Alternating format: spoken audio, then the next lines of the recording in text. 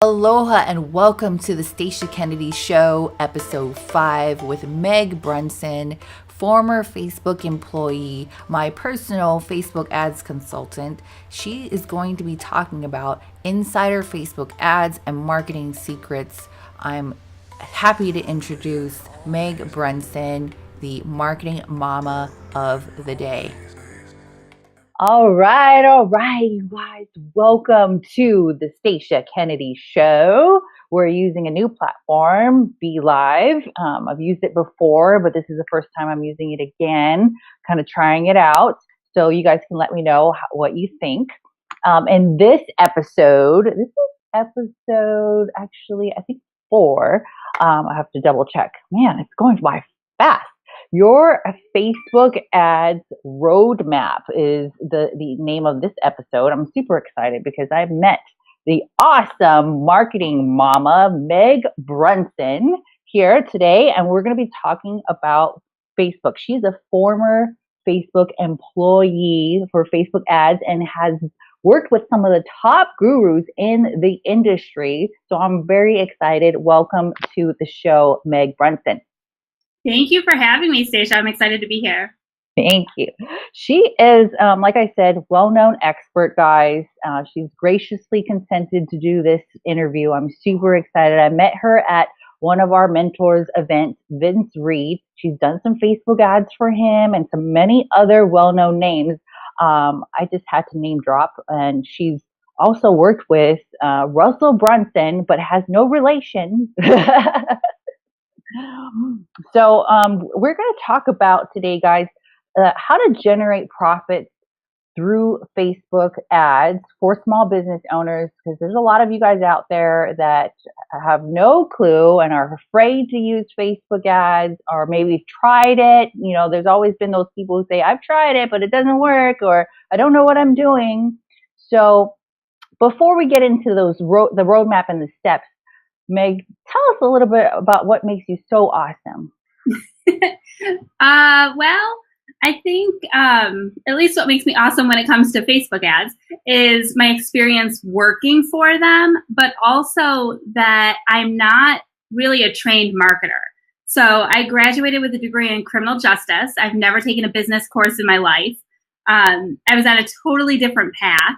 And as life happened, you know, as it does, you make all these pivots and you end up where you are now. And sometimes I wonder, like, how exactly did I get here? Like, that road was so crazy.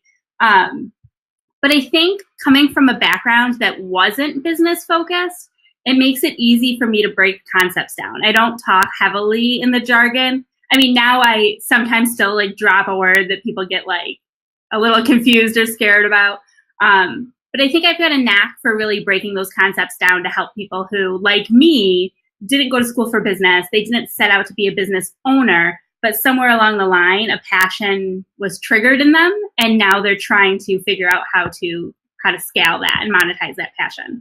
That's awesome. Yes, it's a totally different view. So I like it. And people need to have a more simplistic view of how to do this. So, well, you guys are getting some really awesome stuff here from someone who worked at the Facebook headquarters, you guys. So obviously we know that we have the right expert here when it comes to Facebook ads and marketing. So let's get into it with a few steps. So what is the first step entrepreneurs need to know about when we talk about Facebook ads and marketing? So I think the first step is to outline your customer's journey. You need to really understand what that whole funnel looks like, what that whole process looks like, each step in the funnel. And then once you have your ultimate goal, then you can kind of reverse engineer things to figure out how to meet that goal by leveraging Facebook. A lot of times people are quick to run Facebook ads. You hear that they work. You see that they work. You know, people post publicly about it. And so you're super excited. You've got an extra $20 and you're going to boost this post and become a millionaire. And then it doesn't happen because it wasn't strategic. You didn't take the time to figure out what your goals were and then whether that ad is even going to push you towards that goal or not. So step 1 is identify your ultimate goal and know what each step in that funnel what each step is in that funnel that your customer is going to take to get to that goal. Mm-hmm. Okay. Does that make sense? Yeah, definitely. So a lot of times I'm always sharing with people, give value. What kind of value do you think? So maybe where would someone actually start in a funnel? Like giveaway an offer, promoting a webinar, like what can we do, or what would be the basic first step someone could focus on, those steps to getting them through the journey, I guess. And I think that, like you mentioned, webinars and things like that, and I think those are actually in the middle of the funnel. Mm-hmm. So at the top of the funnel is what you mentioned first, which is giving some value, putting your face in front of people and letting people get to know you. You're not gonna, webinars are a dime a dozen. Like, you can find them. You know, if you want to take a webinar, there's a dozen out there you can take that are starting in the next 5 minutes. But you need to get yourself, your personality in front of people just to build those relationships. So step one, create some videos, go live. Or if that totally freaks you out, you'll get over it eventually. But in the meantime, do some pre-recorded videos. That's fine. Be real. Let your personality come out. Allow yourself to goof up. People don't expect perfection. I guarantee I'm going to mess something up in this show. Guarantee it. It happens because I'm human. My kids are coming home from camp. My dog is in the room. He's going to bark. Like, stuff's going to happen. And it makes you relatable because people watching this are in the same situation. So it's like, allow yourself to be imperfect. Don't stress out too much, but put yourself out there, build those relationships, build that know, like, and trust factor. That's the top of the funnel. I love it. I love it. Yeah. And then once you've been in front of somebody a handful of times, take the next step down. That's when you're like, hey, if you give me your email, I'll send you some cool stuff. And they're like, well, I've seen her a lot. Like, I know her. I like her style. You know, she's good with her kids. That vibes with me. I think I think I can trust her with my email address. So then they give you your email or their email. And then you can keep building it up. Now you can hit them once a week with an email, still hit them on Facebook. And at that point, you can start to pursue or start to let them know that, hey, I've got this webinar. Then you get them into the webinar. You know what I mean? And you just, what's the word I'm looking for? Here's where, see, I'm messing it up. I'm losing my words. Then you can really nurture that relationship, right? Mm-hmm. So yes. I think a lot of people want to jump into the sale because we all want our business. I was just going to say that. So some people are like, well, I want to make money. I need to make money now. And Facebook ads is going to be the answer to get more sales. So no. You guys, this is like courting. You don't go and ask to go home with someone on the first date. So right. We're going to have you start. It's not going to be long-term success. Like, you can just call up someone and ask them to come over for, a quickie or whatever, but it's not going to be long-term success. Like, you're not going to get married. You're not going to get the white picket fence. So you have to take it slow, get to know someone. So your first step is to provide value, maybe do some Facebook ads, Facebook live videos, and then you can would you recommend just starting with the objective of getting more views to that video with just value? Would that be the first step? Mm-hmm. If your content is a video, which I highly recommend, then I would definitely start with a video view ad. Right now, video view, that objective, the average is like 1 to 3 cents per video view, and 3 is relatively high. So it's really averaging closer to a penny per video view. So it's a really effective way to get your message in front of a lot of people very inexpensively. Great. So what would be the next step? Like, do you ask people to budget a certain amount? There's a lot of people who are like, well, I don't know what's a good amount. Should I try or test, or what's your advice on that? There's a lot of factors that go into your budget. If we're still operating off of the video views objective, then small is fine, because you're able to get a video view for, like I said, 1 to 3 cents, even if you put $1 a day, though I personally don't like doing anything less than $5 a day. That's me. But you can tweak it. You can go down as low as $1 a day. But even with $1 a day and penny views, that's 100 people a day seeing your message, assuming that you're getting those penny views. On the off shot that you're getting 3-cent views, it's still 30 people. So you're allowing the ad enough traction to optimize.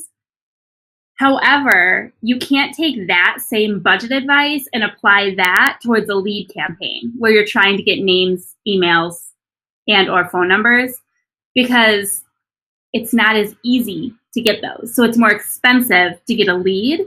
So with a lead campaign, it's all going to come down to what the cost of your lead is. You know, a lead for you is going to be a different cost than a lead for me, because we have different products, different audiences, and you know, everybody reacts differently to those things. So what I like to do, the way I really like to look at it, is that you want to get 25 of whatever you're optimizing for within those first 3 days. So 25 like conversions within that first 3 days, right? If you're doing a video view, 25 video views, like right off the bat, get them as soon as possible. If you can get them in 1 day, great. If you can't, 3 days is kind of the backup plan. And that's when you get out of the learning mode, right? There's this thing called learning mode, guys, right? The learning mode was recently changed to 50, but they give you up to a week to get 50. So if you hit 25 in 3 days, you're going to hit 50 in a week. Mm-hmm. Does that make sense? Oh yeah. That's so good. the budget is totally dependent on your audience and the objectives. I feel like I can typically guesstimate based on, you know, the business model, what type of a lead you're trying to get. Are you looking for buyers because you're a real estate agent? Or are you a marketing expert that's looking for a business, like B2B business leads? And you make an educated guess in the beginning what to budget that as, and then you tweak it, you know, if you're not getting the results that you want. Right.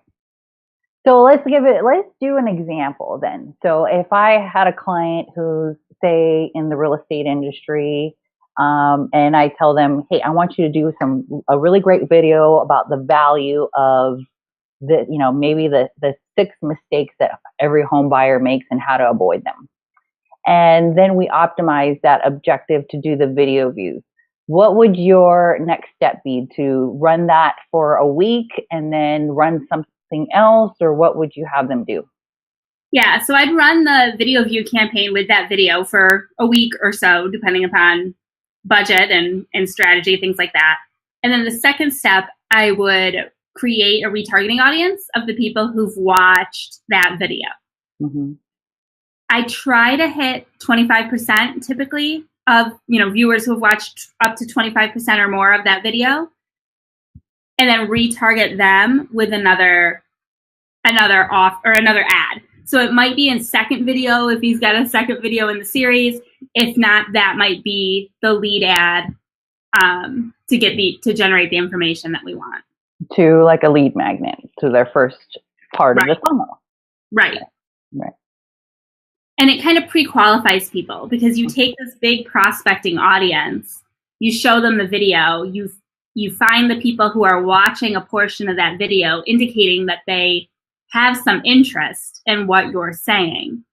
And then you hit them with an ad after they've seen that little bit, and they're also familiar with you. So they're going to recall seeing you in their news feed just a couple days ago. Awesome. So from there, what would be the next step? Maybe the second part, or maybe the pop-up would be, that could be maybe even a coach or a real estate agent, maybe trying to get an appointment. What would you do if the second step was an appointment? If the next step is an appointment, I would still try to follow it up with another video. I'm a huge video fan. So if we could get another video where that person was talking about the benefits of meeting with him one-on-one. Like, I've provided you these 9 mistakes most people make, but then, so now why do I have to talk to you? So maybe for me, in my situation, it might be, I can give you these Facebook tips, right? But the truth of the matter is every one of you has different struggles, because you have different clients and different situations. So really meeting with me one-on-one is the best way to really deep dive into what you have going on and solve your issues. So I'd want something like that from the client, and I would run the ad, but I would just run the video as, I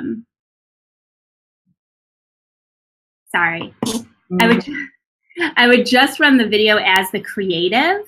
Oh, creative. Or the lead ad, you know, to generate leads. So it wouldn't be a video view ad. It would be a lead ad with the video as the creative. Does that make sense? Yeah. So it'd be like a lead generation ad. Yeah, I'm a huge fan of the lead gen ads. Okay. Awesome. Or you could do it as a conversion ad to like an opt-in page, but there's a lot more room for error there.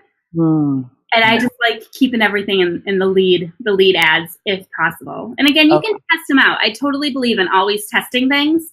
So I typically would test both, and the lead ads are typically more successful though because they're optimized for mobile, and that's where everybody is. Awesome. And how long would you run these? For about another week and test them and see how they are? Or what would be the next step after that? It depends on if it's working. Right? So I try never to touch an ad in the first 3 days so that we're giving it time to really optimize before we're making any harsh decisions. Day one is always the worst. So like you're always going to get some high costs right out of the gate because Facebook's trying to figure out who to serve this ad to. And then it'll start to level out. So that's good to know, because people will get scared and be like, what, $20 a lead? We're like, what? And that's how it's going to happen in the beginning, because the way the algorithm works is that you've given it, let's just say 1 million people in your audience that you want to serve this ad to. So you're going to, but Facebook's got 1 million people to show it to. They've got to figure out like who to start with. So in the beginning, they're just kind of randomly shooting the ad out to people within that 1 million, waiting for a fish to bite.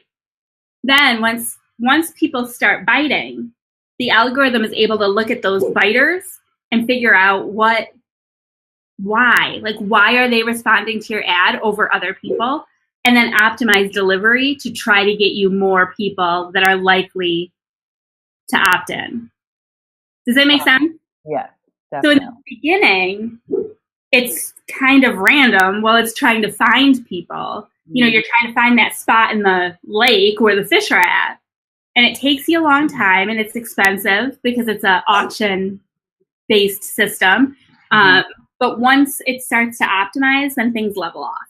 So I always try to tell people, like, walk away for 24 hours. Don't even look at it. Facebook will send you a notice if something is wrong. Like, you'll get the message in Messenger that says it's approved. They'll send you an email if there's any issues. So just don't look at it for 24 hours. Then take a peek, but try not to make any significant edits until after you've gone through a 3-day period and let it try to do its work.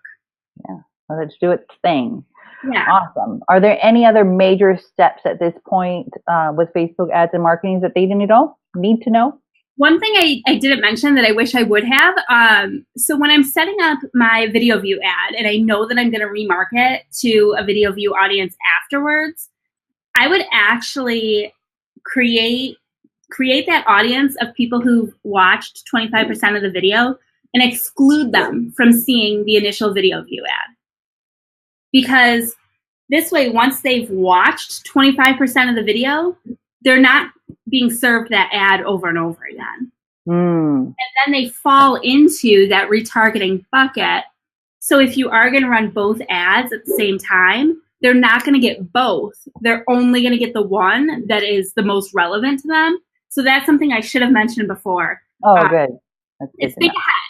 If you know that you're going to remarket to that bucket of people who've seen 25% or more, then exclude them from the video view audience so that they're not being inundated. You know, it'll help keep your frequency low. It'll help you penetrate deeper into your audience. And then, like I said, you won't have to worry about overlap once you start retargeting. So speaking about tools, which is my next question, is there a tool that people need to know about to do this? I know that some of these people might be thinking, what, retargeting, what? So the first thing that you really need, like the most important Facebook thing ever, is the pixel. I don't know if that's what you had in mind, but that's like the number one tool that you need first. So you have to get the pixel. Let me back up. The pixel is a little piece of HTML coding, a little snippet of code that you take from your ads manager and you put it on your website. And what that allows you to do is three things. It allows you to optimize your ads for actions that happen on your website. It allows you to create audiences of people who've hit your website or specific pages of your website. And I always forget the third thing, no matter which two I say first. And analytics. And so it provides in-depth analytics. So with the pixel, you can track across devices and up to 28 days attribution, which is really amazing. So if I'm at the grocery store with my kids and I see your ad on my phone, and I'm like, ooh, that looks like something cool, I'd love to buy that, but I'm at the grocery store with my kids and they don't let me do anything for more than 30 seconds. But then when I get home, I can Google it, get back to your shop, and buy your product. Awesome. Traditionally, like Google Analytics will tell you that purchase came from Google because I Googled it, then I bought it.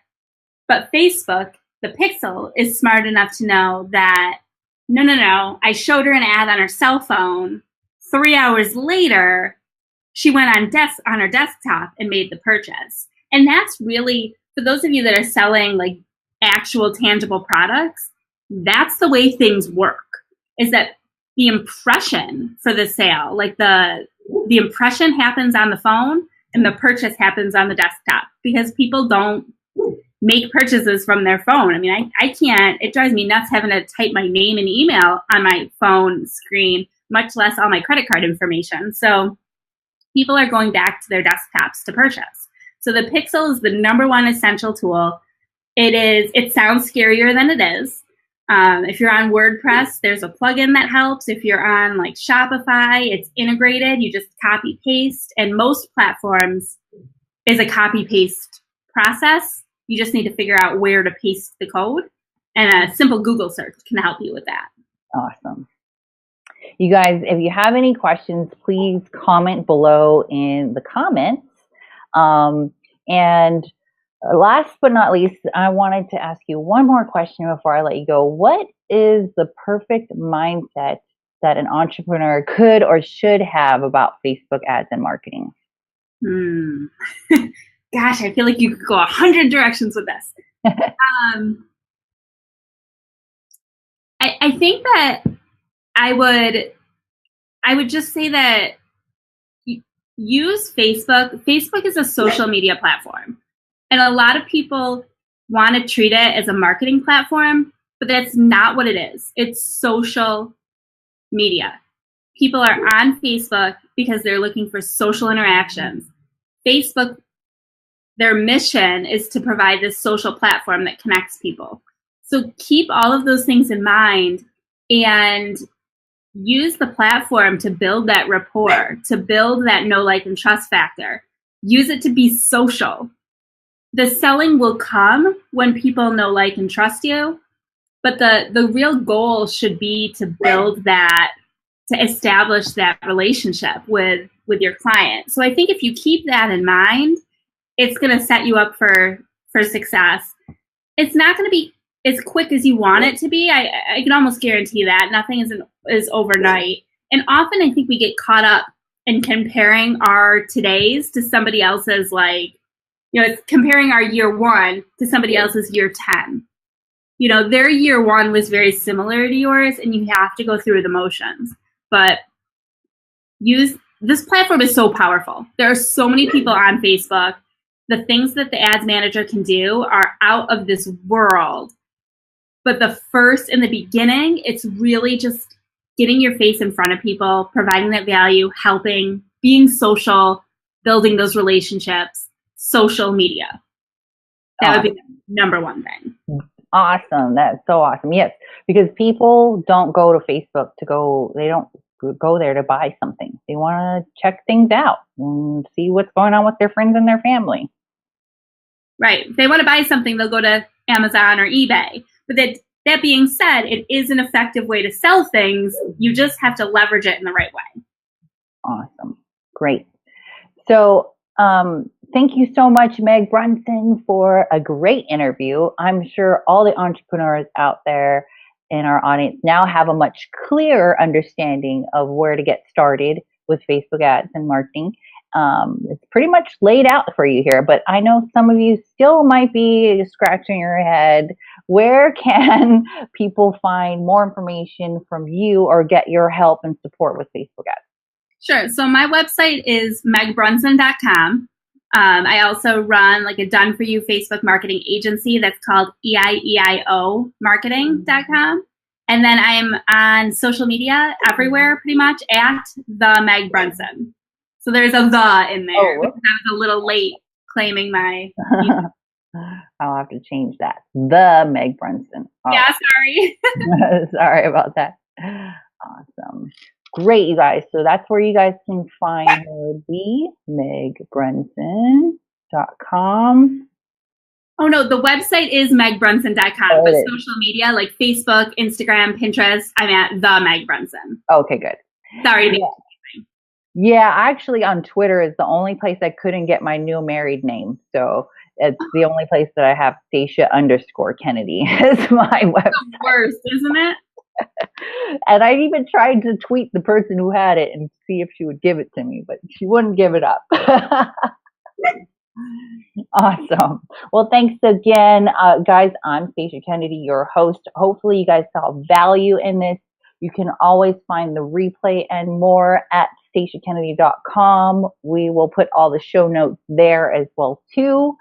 Really excited. Meg has helped me figure out some things as well with Facebook ads and some of my clients, and she is also available for you guys as well if you guys have questions. And I looked at her website. She has awesome things as well, and information on her blog there to help you guys, because some of this stuff is very confusing. But I mean, literally, we are in a time that it's really not that much. I mean, you can literally on a budget grow a business 10 times with Facebook advertising.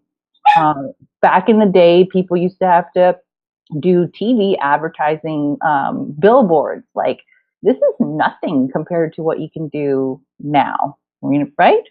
Right. Awesome. And it's she's more affordable than ever. Way more affordable. And if you do it correctly, you know, it's going to profit for you guys. I also wanted to mention, actually, I forgot to mention that, you know, Meg is just like me, a mompreneur, and she has a new podcast that's out that I think is awesome. Can you tell them a little bit about that too as well? Sure. So my podcast is called Familypreneur, and it was inspired by my journey, you know, leaving Facebook, leaving the corporate world, and branching out onto my own as an entrepreneur with 4 kids at home, and how that process looked. And my kids are very entrepreneurial. Their spirits are very entrepreneurial. So they're launching a podcast this summer, and my oldest has her own little business. And the podcast, Familypreneur, is really about parent entrepreneurs encouraging our kids to be entrepreneurial. I love it. I think my son kind of, he held back that entrepreneur spirit, but he's already doing it. He's been video editing, and people have been paying him money to do that, and he's only 17. So it's totally awesome. So you guys check out her podcast, check out her website, schedule some coaching if you need personal one-on-one coaching. She's so awesome, guys. Thanks again for being here. And guys, much love and aloha. Have a great day. Thanks. Bye.